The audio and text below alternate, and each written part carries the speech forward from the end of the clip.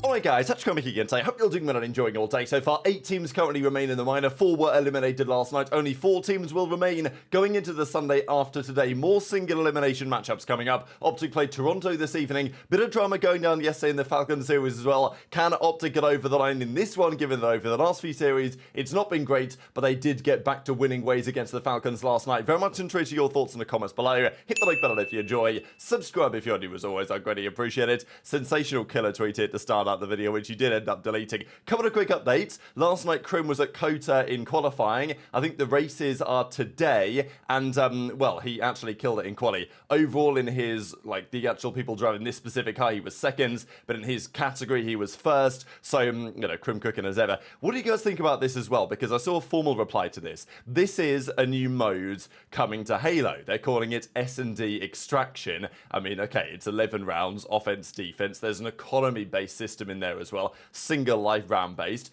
You know, okay, they're calling it seek and deploy, so not technically search and destroy, but close enough. Obviously, they know what they're doing there. So, you know, Formal hits the replies with, like, the sobbing face emoji or whatever they call this one, loudly crying face. I think it came up with me as there. So, it doesn't seem like Formal's especially happy about this. He either thinks that it's terrible or he thinks that it's funny. I don't think that this is something that you would tweet if you thought, wow, this is, like, an excellent idea. Of course, Formal's going to be competing in Halo. That season gets underway relatively soon with the hypothetical God Squad the Formal has put together on that team, but I guess we'll see where it actually goes. Of course, he's got Renegade, Legend, and Bound alongside him now for the new season after breaking up the SSG roster that won the World Championship. So, yeah, we'll see about that. I don't know. Formal's obviously joked around, not joked even, but discussed the possibility of coming back to Call of Duty in the past, and if he's going to be playing S&D, then maybe it's something at least that he might consider a little bit further. One more series that went down last night that we didn't get to cover last night because it was a rather late one, and honestly that was thanks in part to the Minnesota Rocker. They've done it again. You guys who have been following the channel a while probably will remember that back in the day, in Cold War especially, and other similar seasons, Rocker was the team that annoyed me the most because they would always go game 5 for no reason.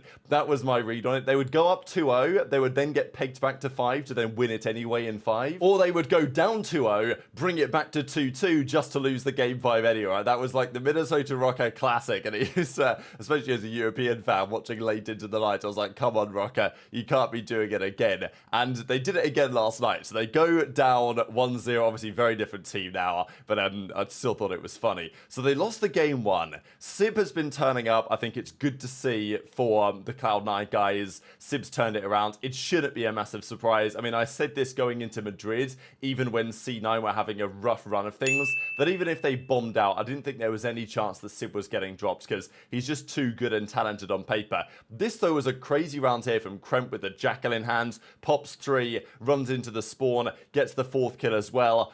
Kremp's been turning up, Mack's been great, and this entire team right now looks pretty scary. Look, they did get pegged back to 5, but they won it in 5, and that was, you know, impressive for Cloud9, right? Because against a team like Minnesota Rocker, you're expecting that roster to at least take one of the search and destroys. This was a big clutch here from Sib, and, you know, finds himself up close and personal with the Jackal. Maybe gets nice timing, but to be honest, I just think it was poorly played. Geo and Estriel get guns. He wins the round's critical moment there. Then Rocker did win at the game 3. They then won the game 4 as well with a massive takeover from Geo on the protocol hardpoints. But then it goes to a game 5. And again, it wasn't Paul X's greatest series here by any stretch. And I think that's the question, really.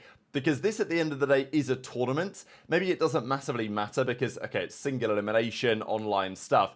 But still, when you lose in this type of manner and you place top 12, it still doesn't seem great. Now, it does, I think, depend a little bit for the Rocker on where it goes from here in terms of whether Cloud9 now make a serious run in the tourney, because if they do, which is going to be tough as we'll see in the brackets here in a second, but if they were to beat Thieves tonight and make a serious run, which is possible, I think Cloud9 are nearly playing well enough to do it. They've certainly got the ceiling in their team at the moment that we kind of always knew that they had.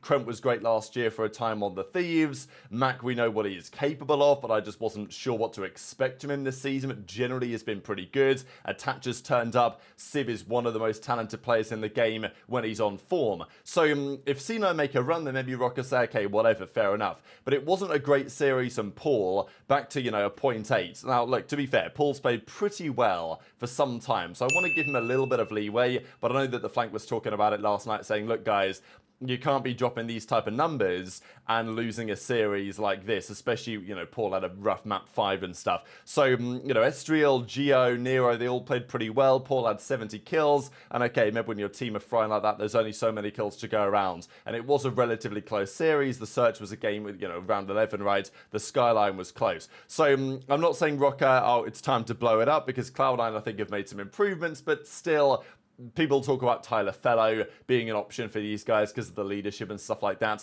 And I think that Paul X with this series, especially because it is a tournament environment and they have placed last, technically, has put a bit more pressure on himself as a result of that. Now, this was the tweet from Awakening yesterday when he says, GG Surge, not sure why we lost, but playing West Coast teams on a Denver server from Boston is truly mind-blowing. I need to get better moving forward. So, seems like that is affecting them. Now, the other thing to note, I don't know if this is relevant, but Neptune is frying and his POV looks incredible. But he's, I think, still playing from Texas. He's not gone to Vancouver with the boys.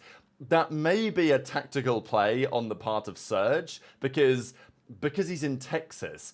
From a ping perspective, they probably get better servers for the, where they're spread. So, $300 million league and all this, right? Like, we know that this online cheese still exists, and yeah, Boston weren't very happy with how they played, but, at the end of the day, Cloud9, they were also struggling with similar internet issues during Stage 1, and now they've improved massively. But I do think that when you watch the teams play, Cloud9 are just playing a much better fundamental team play coordinated game now than they were before, and Boston seem to be, weakening to say the very least. Now, let's talk about some of the OpTic results from yesterday and some of the reaction to it.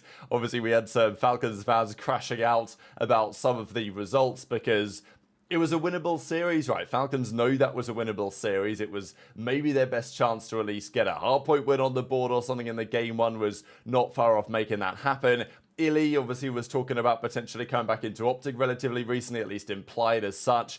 Now, is that going to happen? I doubt it, but he does say, to this guy, pull out failure, just wait. So we'll see whether Illy gets back in or not, but there was a bit of drama last night during the OpTic versus Falcon series. You guys know that gentlemen's agreements have been a massive point of contention as of late in the league, with many players saying, oh, well, they didn't punish HyDra for stair glitching back at Major 1, so what are we going to do about it, right? Like, is it going to be a ban for those guys? Apparently, Thieves were like, hey, what should our punishment be? But they were too busy discussing other things. Whatever. There's been lots of talk about it. But the OpTic guys, and I think even Dashy implied that if the GAs aren't going to be properly upheld, then he may start breaking the GAs. Now, there was a couple of clips I wanted to share. One of them was actually this here from Scump. This is when Kenny got turned on in the top building on the vault, on the control.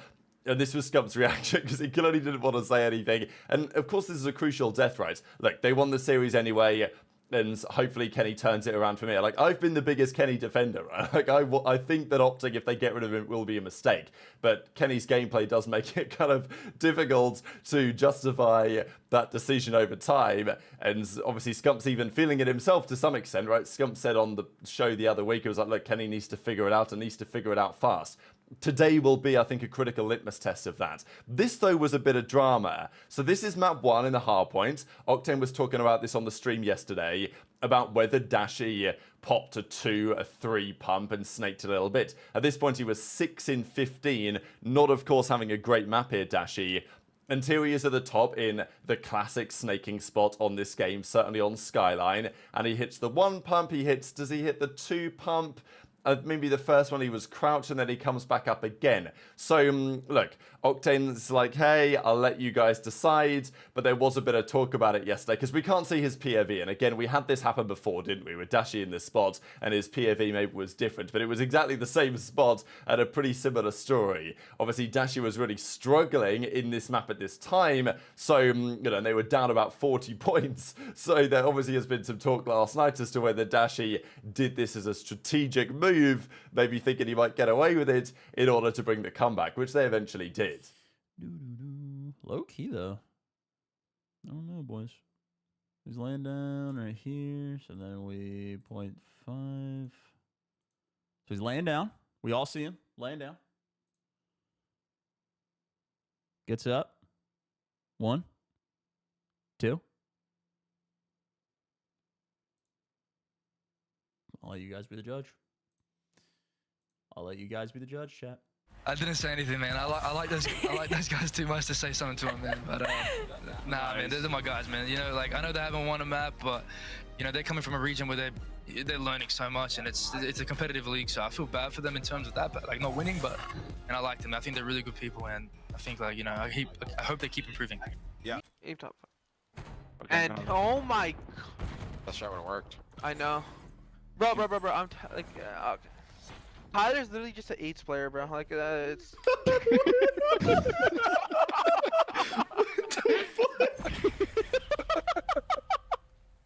That was the last thing I could use. Yeah, I thought, yeah. We're good, we're good. I thought you was Thomas Strat. We're good, we're good.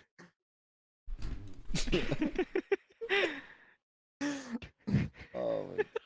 Nice words, I thought, from aBeZy as well, talking about the Falcons, guys. So I thought I'd share that for you guys in addition. And look, it's obviously a learning process. Pred keeps talking this whole thing about, you know, there's urgency, but they're not like panicking, but there's urgency, whatever he likes to say about that. So, you know, we'll see how it goes tonight. But let's talk about the bracket as it stands. So as I say, single elimination tournament.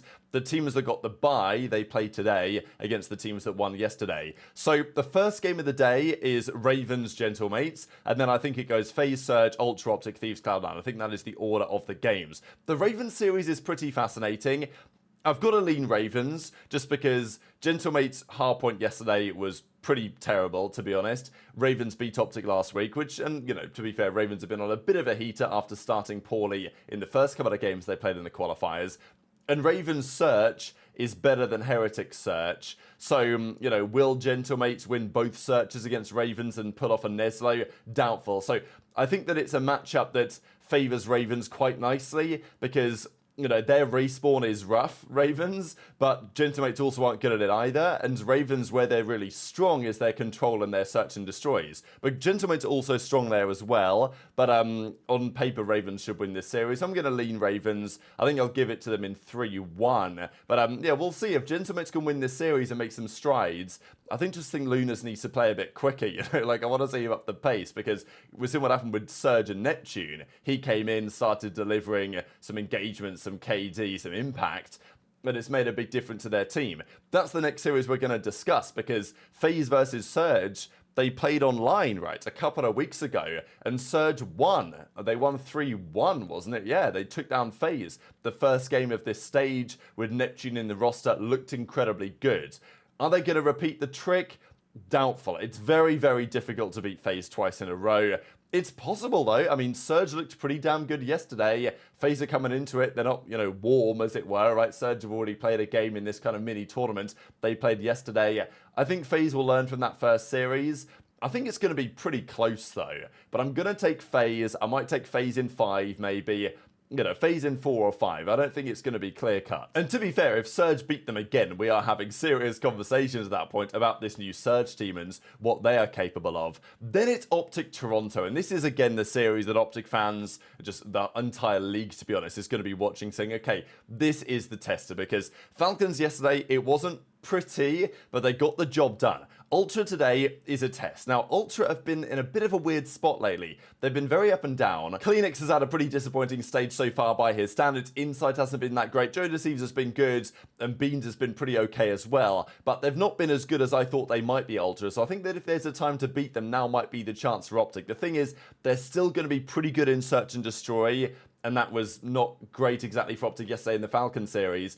And look, on the evidence of the last couple of weeks, I can't pick OpTic here, right? Like, it just doesn't seem like they're going to be good enough to beat Toronto right now. But if they do, and if they play the COD that we know that they can play, this could be a big turning point. But a loss to Ultra today, certainly a convincing one, will not spell a good message for them. And if OpTic win this series, you know, it could be a massive turning point for them this season. So, critical matchup tonight. Thieves versus Cloud9, last game of the day. Thieves are favourites, sure. If Cloud9 had 3-0'd Rocker yesterday, I'd have said, you know what, really watch out for them here. And I still kind of want to say that, but I just think the Thieves are a bit better in every regard. So I think Cloud9's chances to win this series are probably 30-35%. Like, I think the upset chance is there, but if I had to guess, I would say Thieves are taking the dub. Very much interested in your thoughts on all of this stuff in the comments. Hit the like button if you enjoyed. Subscribe if you're new. Take care, and I'll see you next time.